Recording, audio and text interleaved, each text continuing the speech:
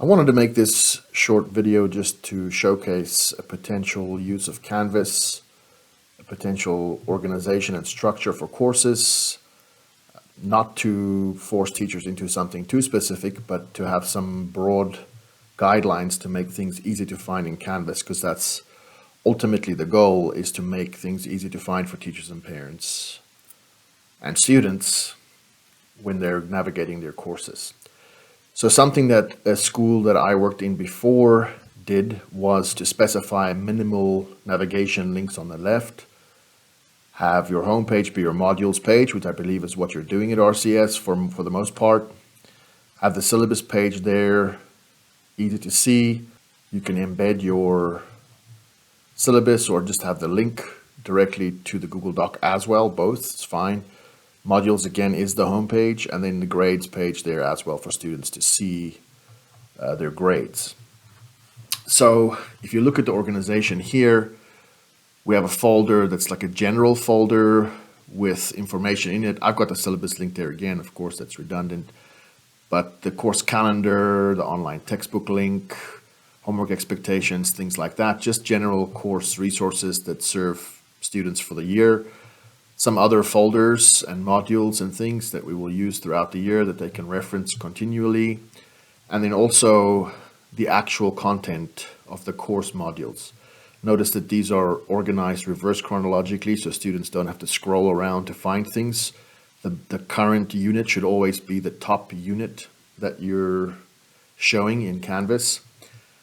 Also notice that if teachers use the assessments or the assignments activity in Canvas, I should say, then those assignments show up on the to-do list here, very clearly organized for the students by date.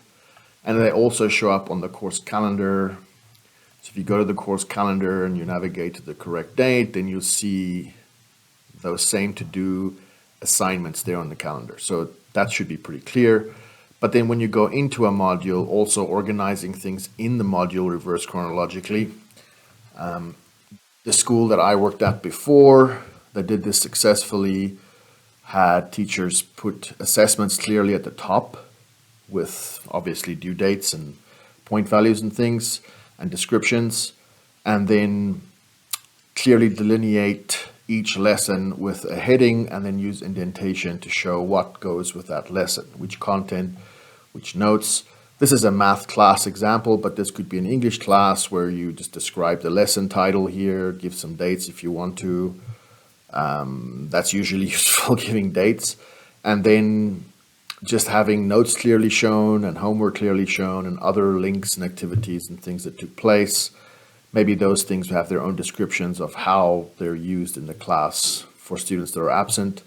There's a desire perhaps to have a page here with a lesson overview or maybe a unit overview at the top here.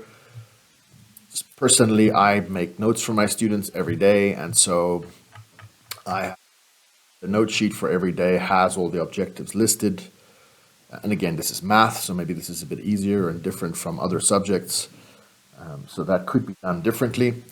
But for me, I do note sheets every day, and then I also have a teacher note sheet that students can reference if they're absent, so they can go see the examples, how they were done, how they were completed, and then they can bring any questions they have. Of course, the homework is clearly listed, also in reverse chronological order. And the homework, if you click on that, it's just a simple, has the point, weight, due date, and whatever the assignment is. Again, for different courses, this will be much more complicated, obviously. And you can just continue this way.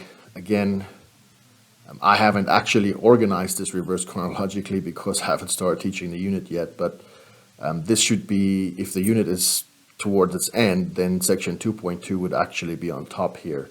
And teachers can just organize everything reverse chronologically there as well. And then you can have a section for other links and things. And so this should provide students with a pretty clear explanation of what's going on. Things should be easy to find, but there could still be some variation between courses. Everything doesn't have to look exactly the same. As long as students can find learning activities, homework, and assessments their syllabus, all those kind of things, and everything is in reverse chronological order, it should be fairly simple for students to find what they need.